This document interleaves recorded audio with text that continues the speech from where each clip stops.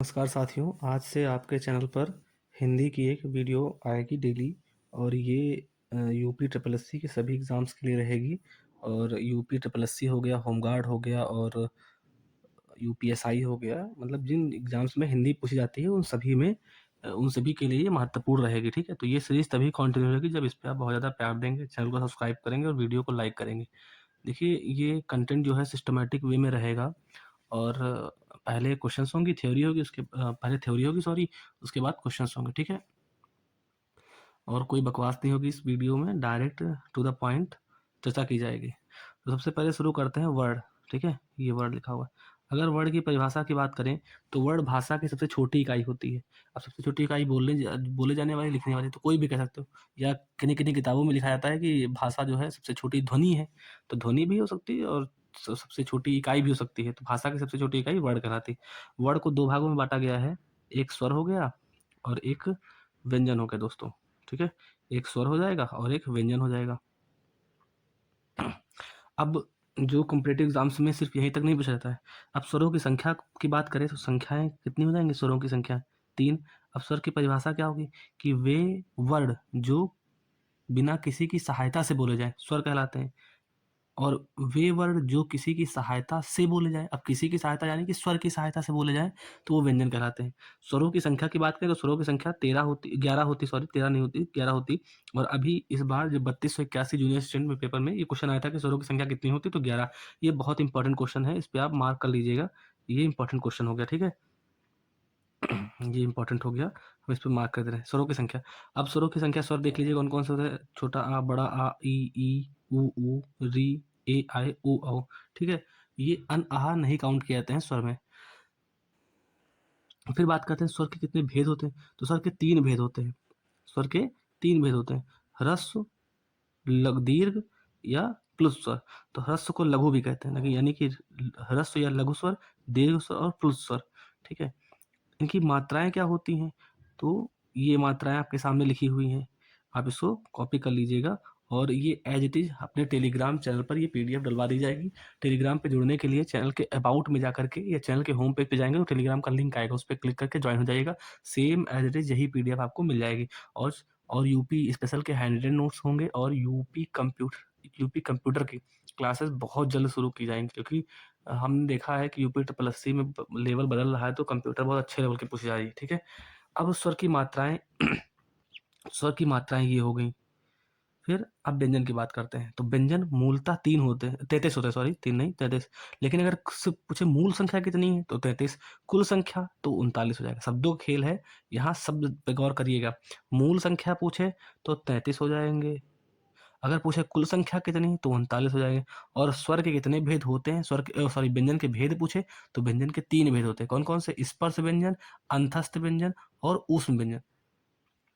स्पर्श व्यंजन की संख्या की बात करें तो स्पर्श व्यंजन की संख्या 25 होती है, अंतस्थ व्यंजन की संख्या 4 होती है और ऊष्म व्यंजन की संख्या 4 होती है। यहाँ पे अभी सिर्फ और सिर्फ ओवरव्यू दिया जा रहा है। ठीक है, सिर्फ भेद पूछे तो 3 ही भेद होंगे। कौन कौन से? स्पर्श, अंतस्थ और ऊष्म। ठीक है, यहाँ पे संयुक्त और द्विगुण व्यंजन नहीं लिए जाते हैं। सिर्फ भेद पूछे तो 3 भेद होंगे, स्पर्श, अंतस्थ और ऊष्म। अगर स्पर्श व्यंजन की बात करें तो ये 25 संख्या में होते हैं। ठीक है, अंतस्थ व्यंजन की बात करें तो 4 होते हैं, ऊष्म व्यंजन 4 होते हैं और द्विगुण संयुक्त व्यंजन भी 4 होते हैं। संयुक्त व्यंजन 4 होते हैं और द्विगुण व्यंजन 2 होते हैं। तो कुल संख्या पूछेगी तो 39 हो जाएगा। लेकिन मूल व्यंजन में कौन कौन आते हैं? तो मूल व्यंजन में आएंगे स्पर्श व्यंजन आ जाएंगे, मूल होते हैं, अंतस्थ आ जाएंगे और ऊष्म हो जाएंगे।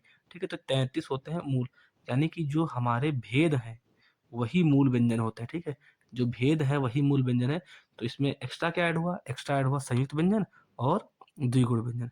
ठीक है, उम्मीद करते हैं यहाँ तक समझ में आया होगा। एक बार फिर से रिकैप कर लेते हैं। पहले हमने बताया वर्ड क्या है, तो भाषा की सबसे छोटी ध्वनि या इकाई वर्ड कहलाती है। ठीक है, वर्ड 2 प्रकार के होते हैं, स्वर और व्यंजन।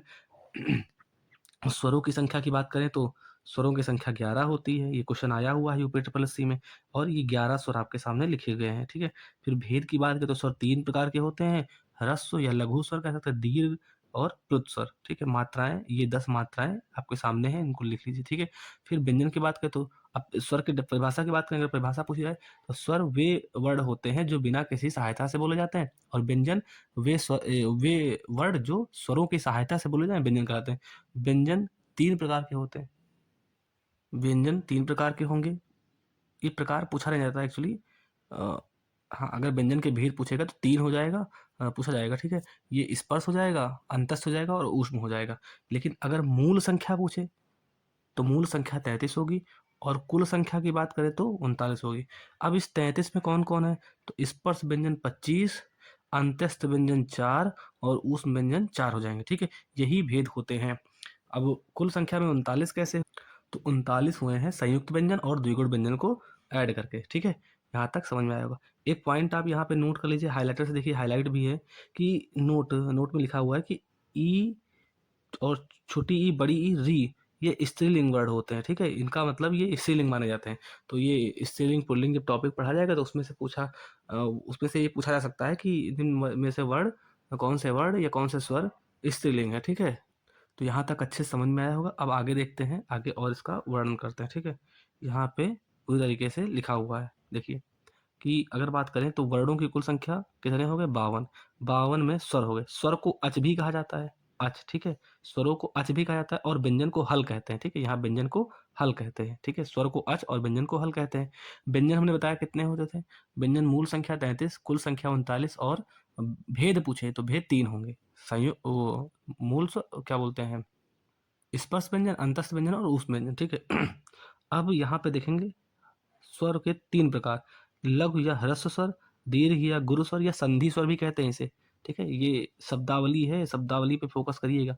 गुरु, दीर्घ या संधि स्वर, ह्रस्व स्वर या लघु स्वर और फिर प्लुत स्वर, ठीक है? प्लुत स्वर एक होता है जैसे ओम, ये वाला। अब देखते हैं, तो ह्रस्व स्वरों की संख्या 4 होगी। छोटा आ, छोटी ई, छोटा ऊ, री, मतलब जिनकी एक एक मात्राएं होती हैं एक्चुअली, वो सब ह्रस्व स्वर हैं, यानी कि ये मूल होते हैं। इनको मूल स्वर भी कहा जाता है, हाँ ठीक है, इनको मूल स्वर भी कहा जाता है। देखिए लिखा भी हुआ है, ये क्वेश्चन आया हुआ है जूनियर 5512 में। ये मूल स्वर क्या होते हैं? तो मूल स्वर आ, ई, ऊ, री होते हैं, यानी कि जो स्वतंत्र होते हैं, खुद से बने हुए। और दीर्घ स्वर क्या होते हैं? क्योंकि ये जब वर्णमाला आप पढ़ लेंगे तो संधि में बहुत मदद करेगा। अब दीर्घ स्वरों की संख्या 7 होती है, यानी कि 2 से मिलके बना हुआ है। तो आ, बड़ा आ, बड़ी ई, ऊ, ई, आए, ऊ, औ, ये दीर्घ स्वर। और प्लुत स्वर ओम का कैसे? अब देखते हैं कि मूल दीर्घ स्वरों की संख्या क्या है। तो मूल दीर्घ स्वर सिर्फ 3 होते हैं। अब इसमें भी दीर्घ स्वर में भी 2 भेद हैं, मूल दीर्घ स्वर, संयुक्त स्वर। तो संयुक्त स्वर में यानी कि ऐसे स्वर जो 2 लोगों से मिलके बने हों, जैसे संयुक्त व्यंजन आप पढ़ेंगे तो 2 लोगों से मिलके बने होंगे तो वो संयुक्त स्वर कहलाएंगे। और मूल स्वर यानी कि खुद एक ही प्रकार के स्वर से मिलके बने होंगे तो वो मूल दीर्घ स्वर होंगे, ठीक है? जैसे छोटा आ और छोटा आ मिलके क्या बन जाएगा? बड़ा आ बन जाएगा, ठीक है? इस टाइप से, मतलब एक ही भी, इनको सजातीय दीर्घ स्वर भी कहेंगे और इसको विजातीय दीर्घ स्वर भी कहेंगे। ऐसे भी क्वेश्चन आ सकता है, क्योंकि एक ही बिरादरी से बने हैं तो ये सजातीय हो जाएगा और ये विजातीय हो जाएगा, ठीक है? उम्मीद करते हैं समझ में आ रहा होगा। तो स्वरों को भी स्वरों को भी 2 भाग में बाँटा गया है, मूल दीर्घ स्वर और संयुक्त स्वर। उम्मीद करते हैं समझ में आ रहा होगा, एक फ़ील कर पा रहे होंगे। मूल दीर्घ स्वर यानी कि सिर्फ़ अपनी ही जाति, अपने ही प्रकार से मिलके बने होंगे, तो वो मूल दीर्घ स्वर होंगे। और 2 भिन्न स्वरों से मिलके बने होंगे, उन्हें संयुक्त स्वर कहेंगे। जैसे बड़ा आ, बड़ी ई और बड़ा ऊ, ये मूल दीर्घ स्वर हैं और संयुक्त स्वर में ए, ऐ, ओ, औ हो जाएगा, ठीक है? उम्मीद करते हैं कि स्वर आपको अच्छे से समझ आया होगा।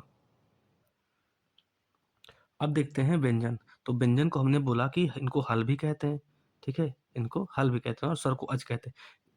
इसमें स्पर्श व्यंजन 25, वर्गीय व्यंजन या उदित व्यंजन भी कहा जाता है, इनकी संख्या 25 होती है। इसको आप स्पर्श व्यंजन, ठीक है, वर्गीय व्यंजन या उदित व्यंजन भी कह सकते हो। उनकी संख्या जैसे कि अभी ऊपर पढ़ा था, इनकी संख्या 25 होती है। अंतस्थ व्यंजन की संख्या 4 होती है और ये होते हैं या, रा, ला, वा, ठीक है? अंतस्थ व्यंजन क्या होते हैं? या, रा, ला, वा।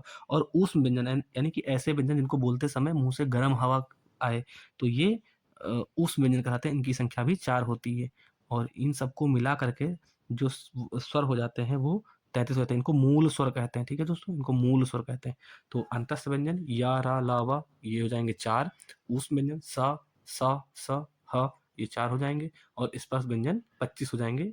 इनके आप नाम भी नोट कर लीजिएगा, ठीक है? आगे बढ़ते हैं। देखिए जैसे हमने बताया था कि मूल दीर्घ स्वर को सजातीय स्वर, और संयुक्त स्वर को विजातीय या मिश्रित स्वर भी कहते हैं, क्योंकि ये 2 टाइप से 2 प्रकार के स्वरों से मिलके बना होता है। तो हमने इसको यहाँ पे हाइलाइट भी कर दिया है और इसको बॉर्डर भी बना देते हैं, ठीक है? ताकि अच्छे से समझ आ जाए आपको, और इस पॉइंट को आप नोट कर लीजिएगा, ठीक है? बिल्कुल आपको ऐसे ही नोट मिलेंगे हमारे टेलीग्राम चैनल पे। आगे बढ़ते हैं। आगे यहाँ पे थोड़ा-सा लिखा गया है, आप इसको पढ़ लीजिएगा इन चीज़ों को थ्योरी में रोक करके या पीडीएफ में आप पढ़ लीजिएगा। इसको मैं हाइलाइट कर दे रहा हूँ, इतने हिस्सों को। इसमें कुछ इंपॉर्टेंट पॉइंट होंगे, वो मैं यहाँ पे डिस्कस कर ले रहा हूँ। यहाँ पे इम्पोर्टेंट थिंग ये है, 1 मिनट। यहाँ पे इम्पोर्टेंट थिंग ये है कि हिंदी जो वर्णमाला होती है, वो देवनागरी लिपि में लिखी जाती है, और जो कि ब्रह्मी लिपि का ही परिष्कृत रूप है, यानी कि ब्रह्मी लिपि से और लिपि से ही आई है। और ये लिखा जा सकता है कि ब्रह्मी लिपि बाएँ से दाएँ लिखी जाती है। कैसे याद करेंगे? तो ब्रह्मी बा से शुरू होती है, तो बाएँ से दाएँ ऐसे आप लिख सकते हैं। वैसे ही देवनागरी लिपि, देवनागरी भी बाएँ से दाएँ, क्योंकि इन्हीं से मिली, और इसको नागरी लिपि भी कहते हैं। चाहे देवनागरी आ जाए, चाहे नागरी आ जाए, एक ही बात होगी। ये सब लिखा हुआ है, ठीक है? वर्णमाला हो गया, वर्ण समूह पढ़ लीजिएगा, इतना इम्पोर्टेंट नहीं। जो इम्पोर्टेंट था हमने वो हाइलाइट कर दिया है, ठीक है? ये इम्पोर्टेंट है, इसको आप नोट कर लीजिएगा, और ऐसे ही पीडीएफ आपको हमारे टेलीग्राम चैनल पे मिल जाएगी। अब हिंदी वर्णमाला में ध्वनियों के 2 भेद होते हैं, स्वर और व्यंजन, ये बता ही दिया। अब इनका उच्चारण क्या होता है? अब यहाँ पे तो अभी इस स्वरों के स्वर व्यंजन के बारे में हमने देखा, अब इनका उच्चारण होता है। तो उच्चारण जो होते हैं, बात कर रहे थे कि हिंदी में उच्चारणों की संख्या, मतलब उच्चारण स्थानों की संख्या कितनी? 5 है। यानी कि हम लोग उच्चारण जब करते हैं वर्ड के, तो 5 चीज़ों का इस्तेमाल होता है शरीर में। कंठ, ठीक है? कंठ का होता है, तालु होता है, मूर्धा दंत, और ओष्ठ। ओष्ठ कंठ मतलब गले के पास, जब किसी का तो कंठ हुआ, है ना? तालु ता, तो ता बोलेंगे तो जीभ जो है तालु में, यानी कि मुख की जो गुहा होती है उसके ऊपर का हिस्सा तालु होता है। और मूर्धा, मूर्धा यानी कि जबान जब मुड़ जाती है, जैसे टा, टा बोला तो जीभ जो है मुड़ गई, है ना? दा, तो दा जब बोलेंगे सा, तो जीभ जो है दा पे दांत पे लगती है आके। और ओष्ठ ओ, है ना? फा, तो होंठ जो है होंठ होंठ से हवा निकलती है। तो ये वर्णों के हो गए। लेकिन कहते हैं कि स्वरों का जो उच्चारण स्थान कुल 6 स्थान पे होता है, ठीक है? तो आगे देखते हैं, यहाँ तक समझ आ गया होगा अच्छे से। आगे देखते हैं। ये देखो, वही सब परिभाषा वगैरह लिखी हैं, और शुरुआत में हमने ओवरव्यू दे ही दिया था कि जिन वर्णों का उच्चार स्वतंत्र रूप से होता है बिना किसी अवरोध के, दूसरे की सहायता से, वो जो है बिना किसी दूसरे की सहायता से, उन्हें स्वर कहते हैं। स्वरों की संख्या 11 होती है, ये स्वर लिखे गए हैं, ठीक है? अब देखिए, स्वर स्वतंत्र होते हैं और व्यंजनों के उच्चारण में सहायक होते हैं, क्योंकि इस व्यंजन जो होते हैं इन्हीं की सहायता से बोले जाते हैं, ठीक है? स्वरों को अच भी कहा जाता है। ये सब क्वेश्चन है दोस्तों, है ना? Important fact. फिर कालमान, मात्रा के आधार पर स्वर 3 प्रकार के होते हैं। तो कालमान पूछे या मात्रा के आधार पर पूछे, तो स्वर 3 प्रकार के होंगे: ह्रस्व स्वर, दीर्घ स्वर और प्लुत स्वर, ठीक है? ह्रस्व को लघु भी कहा जाता है, दीर्घ को गुरु या संधि स्वर कहते हैं, क्योंकि इसमें संधि करके मिलते हैं। और जो दीर्घ स्वर हमने बताया 2 प्रकार के होते हैं, मूल दीर्घ स्वर और संयुक्त स्वर, ठीक है? इनको सजातीय और विजातीय भी कहा जाता है। उत्पत्ति के आधार पर स्वर 2 प्रकार के होते हैं। जैसे अगर पूछे कि उत्पत्ति के आधार पर स्वर कितने प्रकार के होते हैं, तो 2 प्रकार के, दीर्घ और ह्रस्व, ठीक है?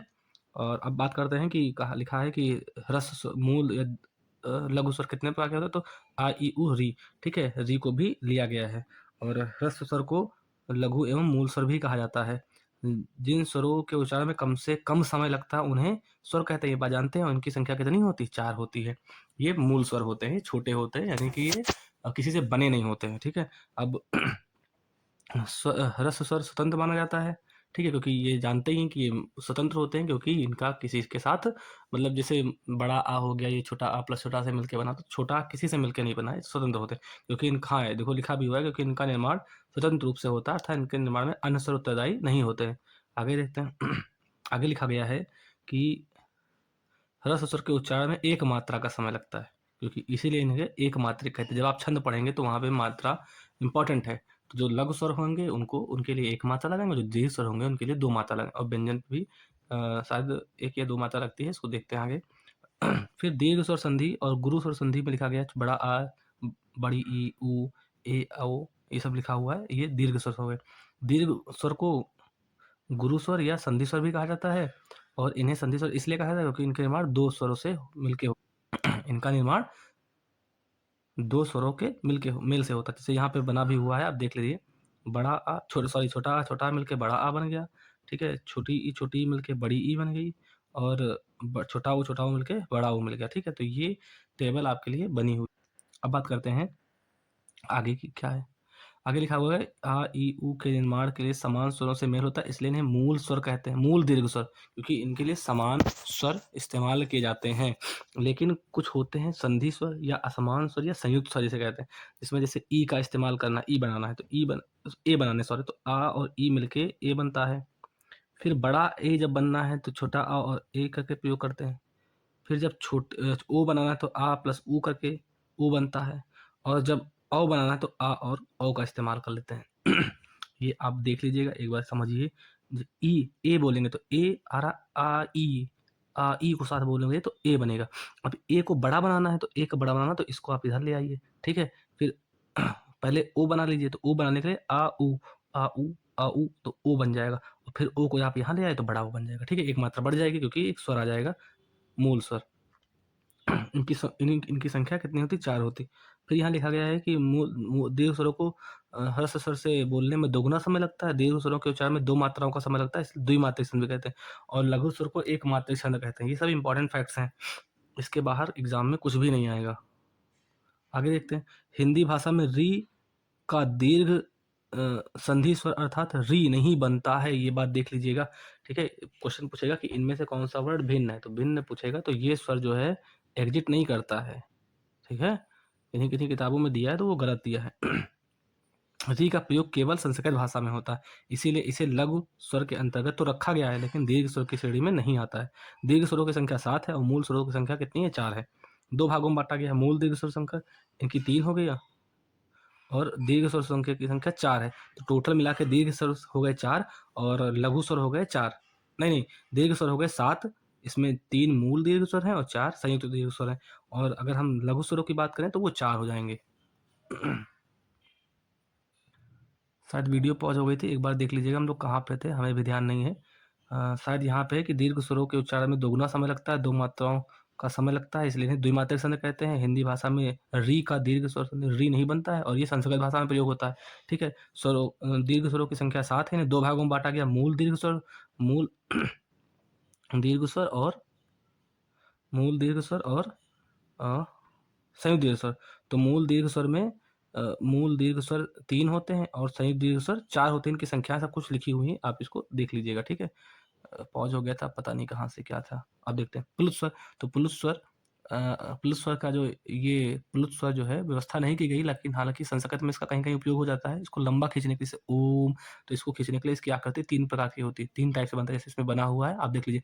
इसमें बहुत समय लगता है तो इसलिए 3 मात्रा का समय लगता है, तो इसलिए इसको त्रिमात्रिक स्वर कहते हैं। क्वेश्चन आएगा कि निम्नलिखित में से त्रिमात्रिक स्वर क्या है, तो आप प्लुत स्वर पे टिक कर देंगे। दीर्घ स्वर हो जाएंगे, दीर्घ में संयुक्त स्वर हो जाएंगे द्विमात्रिक, और लघु स्वर हो जाएंगे एक मात्रा, क्योंकि उनको बोलने में एक मात्रा का समय लगता है, ठीक है। आगे देखते हैं। आगे कुछ डेटा लिखा हुआ है कि हिंदी मात्राएं केवल स्वरों की होती है, व्यंजनों की नहीं होती हैं, ठीक है। और हिंदी भाषा में ली विलुप्त स्वर माना जाता है, क्योंकि इसका प्रयोग संस्कृत में होता है, हिंदी में नहीं होता है। ये देखिए हमने हाईलाइट करके लिख दिया कि संस्कृत वर्णमाला में 9 स्वर होते हैं और वर्ड लिखे गए हैं, नीचे स्वर लिखे गए हैं, ठीक है। भोलानाथ तिवारी के हिसाब से स्वरों की संख्या कितनी है? 10 उन्होंने माना है, क्योंकि उन्होंने री को स्वर नहीं माना है, ठीक है। भोलानाथ तिवारी के हिसाब से स्वरों की संख्या 10 है, उन्होंने री को स्वर नहीं माना है, ये हाईलाइट है। अब बात करते हैं कि 2 या 2 से अधिक अक्षरों या वर्णों के योग से शब्द होता है। यहाँ पे होना चाहिए 2 या 2 से अधिक वर्णों के सार्थक योग से, सार्थक है ना, योग से शब्द बनता है। अब ये नहीं कुछ भी योग कर दें, क्योंकि शब्द की परिभाषा यही होती है कि वर्णों के सार्थक समूह को शब्द कहते हैं, है ना। कुछ भी उलूल जुलूल लिख देंगे तो वो शब्द नहीं माना जाएगा। अब आगे देखते हैं। आगे कहा गया कि स्वरों का उच्चारण स्थान, तो स्वरों का उच्चारण स्थान कंठ से अ आ अहा इनका इनका उच्चारण होता है। जैसे कंठ से आ अहा ऐसे बोलेंगे तो आप कंठ से आवाज, तालु से ई, तो जब आप बोलेंगे तो देखेंगे जीभ तालु पे लग रही, मूर्धा री, तो री जब जीभ मुड़ रही है। दंत से स्वरों का उच्चारण नहीं होता, तो ये क्वेश्चन यहाँ से बन सकता है कि निम्नलिखित में से कौन सा स्वरों का उच्चारण स्थान नहीं होता है, तो वो दंत नहीं होता है, ठीक है। ओष्ठ से ऊ कि देखिए जब बोलेंगे ऊ तो ओष्ठ का प्रयोग हो रहा है, ऊँटों का। अब कंठ तालब देखिए, जब कंठ तालब में देखिए, कंठ तालब किससे मिलकर बना है? कंठ तालब ए और ई से मिलकर बना हुआ है, ठीक है। अब इसमें जो ए है, सॉरी आ है, ये कंठ है, और ई क्या है? तालु है। तो जो ए है वो आ ई दोनों से मिलकर बना, तो ए जो हो गया, आ हो गया कंठ और ई हो गया तालु, तो दोनों का मिलके बन गया कंठ तालु। ठीक है, ऐसे ही कंठोष्ठ बनेगा, क्योंकि आ जो होता है कंठ होता है और ऊ होता है ओष्ठ। यहाँ पे हमने हाईलाइट कर रखा है, क्योंकि जो छोटा आ होता है वो होता है कंठ, ठीक है, और ऊ जो होता है वो होता है ओष्ठ। तो इनके प्रयोग से ओ बनेगा, तो ये कंठोष्ठ हो जाएगा। ठीक है, तो इसी प्रकार औ भी हो जाएगा, क्योंकि ये भी कंठोष्ठ। और नासिका से हो जाएगा अन, अन बोलेंगे तो आवाज नाक से आ रही अन। ठीक है, तो ये नासिका वाला हो जाएगा। अब देखते हैं यहाँ पे क्या बोला गया कि हिंदी में मूल उच्चार स्वरों की संख्या 5 है, ये लिखा हुआ है। लेकिन किंतु स्वरों का उच्चार स्थान 6 जगह से होता है। आप यहाँ काउंट भी कर सकते हैं, आप यहाँ देख पाएंगे। तो एक ये हो गया, 1 2 3 4 4 5 और ये 6, तो 6 जगह से ये कंठोष्ठ सॉरी स्वर बोले जाते हैं। ठीक है, तो आज की वीडियो में इतना ही। नेक्स्ट वीडियो में कुछ टॉपिक और बचे हुए हैं, एक मिनट, हाँ, नेक्स्ट वीडियो में कुछ टॉपिक और बचे हुए हैं, इनके बारे में कर लेंगे। फिर उसके बाद में ये जो है ये ख़त्म हो जाएगा थ्योरी वाला सेक्शन। फिर उसके बाद में हम लोग प्रैक्टिस करेंगे क्वेश्चन की, और प्रीवियस ईयर क्वेश्चन भी करेंगे। तो अगर वीडियो पसंद आई हो, कंटेंट समझ में आया हो, तो वीडियो को लाइक करके चैनल सब्सक्राइब कर लीजिएगा और शेयर कर दीजिएगा। चैनल नया है, ठीक है। कंप्यूटर क्लास बहुत जल्द शुरू होने वाली है। धन्यवाद।